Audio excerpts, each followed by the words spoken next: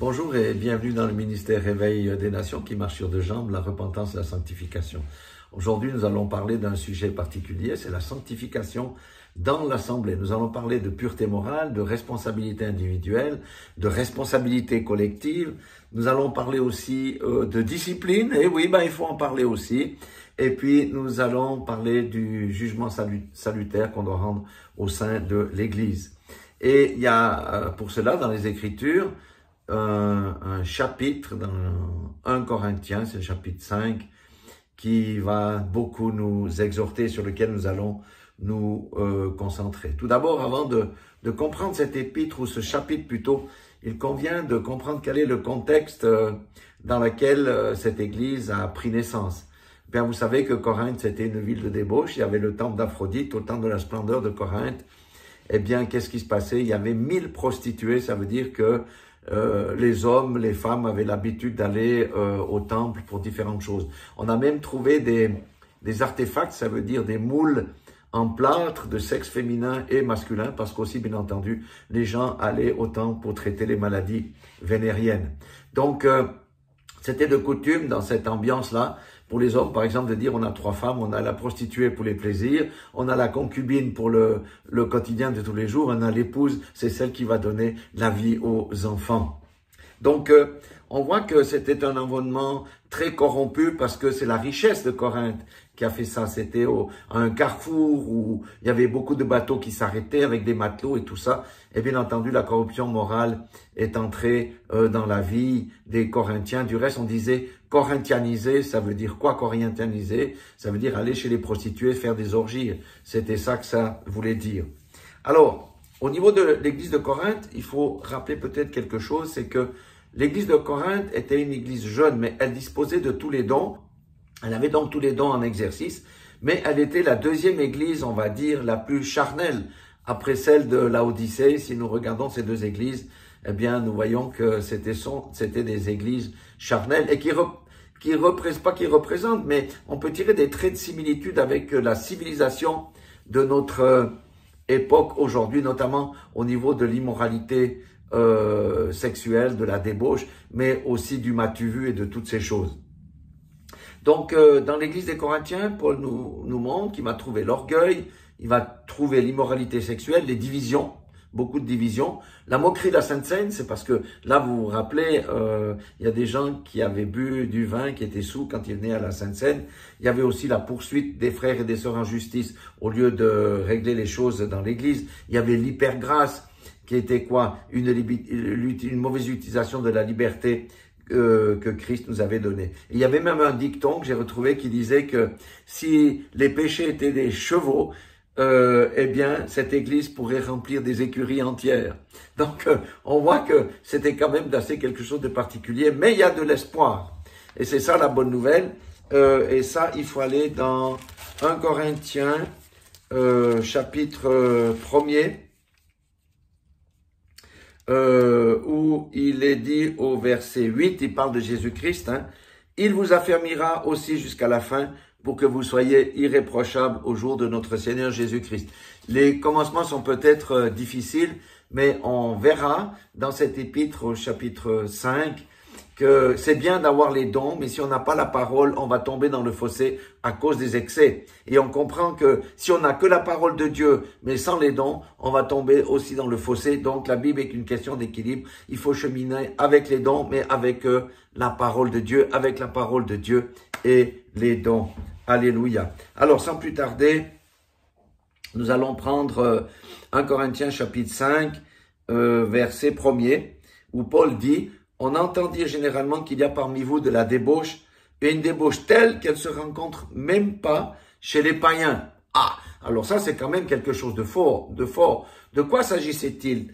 Eh bien, il dit ici, c'est au point que l'un de vous a la femme de son père. Concrètement, ça veut dire quoi? Ça veut dire qu'il y avait inceste. Et il y avait inceste, donc c'est quelque chose d'extrêmement grave. Je vous rappelle que dans l'Ancien Testament, dans Lévitique, celui qui découvrait la nudité de son père était juste mis à mort. Donc c'était quand même quelque chose de très important, d'autant plus que le papa, en l'occurrence, on sait qu'il était toujours en vie, et ce frère venait librement et allait dans l'église sans qu'aucun des Corinthiens ne lui fasse un reproche particulier.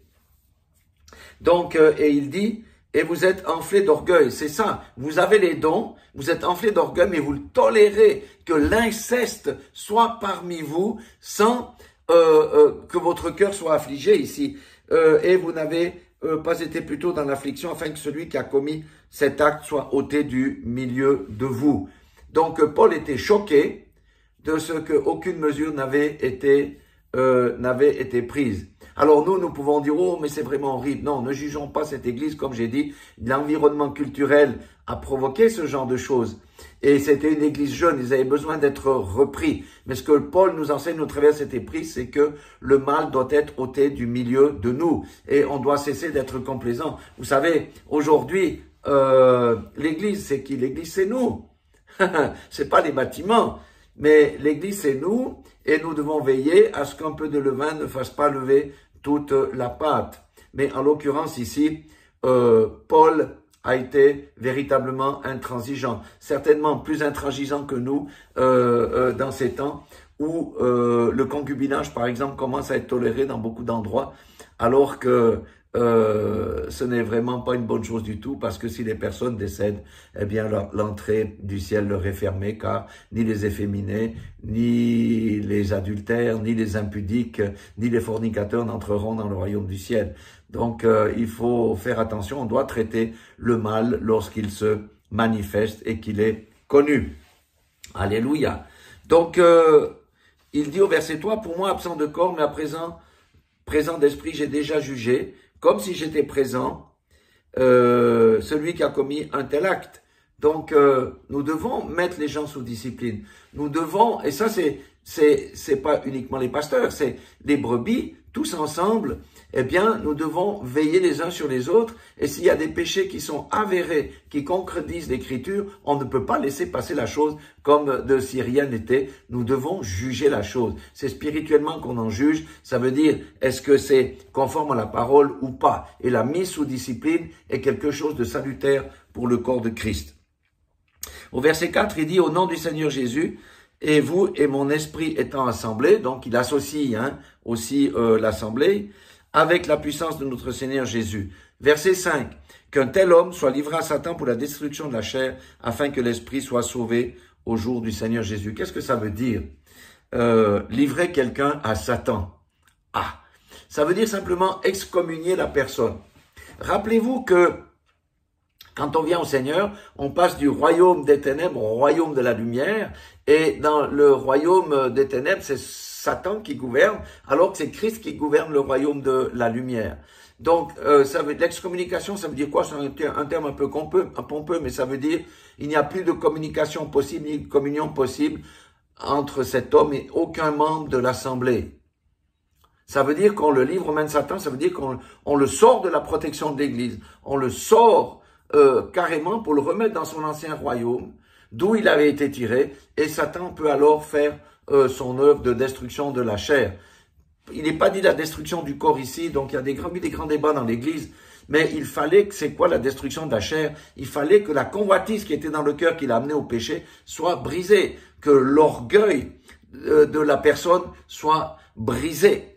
En fait, livré à Satan a plusieurs buts. Je viendrai tout à l'heure, mais certainement pas celui de la destruction de la personne, mais de l'amener à la repentance pour qu'il puisse abandonner ses mauvaises voies et revenir. Parce que lorsqu'on se repent sincèrement, je dis bien sincèrement, l'Église est obligée de donner le pardon. Alléluia. C'est ça que Paul va expliquer afin que l'esprit soit sauvé au jour du Seigneur.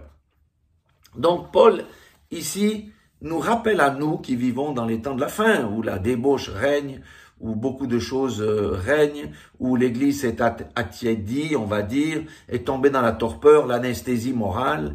Eh bien, Paul dit dans au même 1 Timothée 5,20, il dit, je cite, « Ceux qui pêchent celui qui pratique le péché, reprends-les devant tous afin que les autres en éprouvent aussi de la crainte. Alléluia. Donc on voit que il y a quand même des choses pour lesquelles on doit mettre les gens sous discipline et voire même de les excommunier dans les cas très graves comme celui de l'inceste ici. Alors, Paul fait usage de l'autorité qui lui a été donnée par le Seigneur, mais comme j'ai dit tout à l'heure, en associant l'Église avec lui.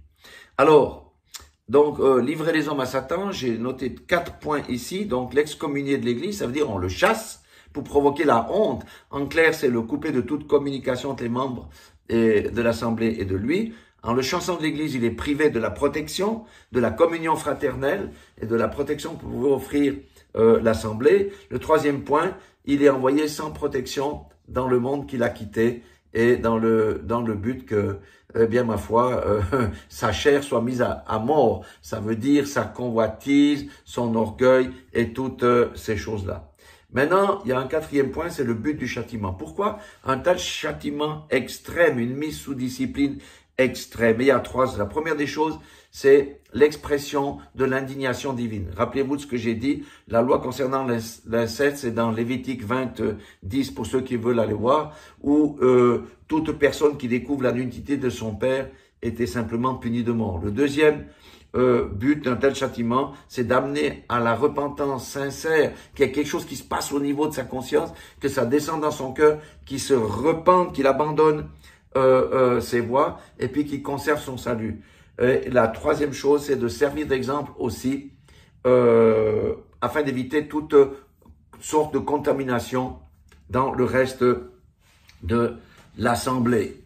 Alléluia. Voilà ce que je voulais partager. Je vais faire une petite vidéo sur les versets 6 à 12. Ce que je rappelle ici, c'est que la mise sous discipline est nécessaire lorsque un frère parmi nous, ou une sœur parmi nous vit dans la fraude. Il faut prendre des disciplines. Il faut prendre des mesures disciplinaires parce qu'on ne peut pas vivre dans la fraude, on ne peut pas vivre dans le mensonge, dans toutes ces choses-là. Bref, c'est toutes les choses qui provoquent ou même qui a un esprit de division, on doit mettre sous discipline parce que ça va infecter le reste du corps. Voilà ce que Paul nous a dit aussi, et rappelons-nous aussi ce qu'avait dit dans Ecclésiaste 1:9, ce qui a été, c'est ce qui sera, ce qui s'est fait, c'est ce qui se fera. Il n'y a rien de nouveau sous le soleil. Ne critiquons pas trop les Corinthiens, apprenons plutôt de la manière de traiter ce genre de choses par Paul, parce que Paul avait donné cette porte de sortie, celui qui a commencé cette bonne œuvre en vous va l'accomplir jusqu'à la fin. Voilà pour cette première partie, la sanctification dans l'Assemblée. Rappelez-vous que la sanctification, c'est d'abord nous, et ensuite à titre corporatif. Mais je vais aller un peu plus dans le détail dans la 2e vidéo où on va parler vraiment de l'examen de conscience dans le détail, ce qui est salutaire pour tout le monde. Voilà ce que je voulais partager avec vous aujourd'hui. Que le nom de l'Éternel soit béni et que vous-même soyez tous bénis. Alléluia.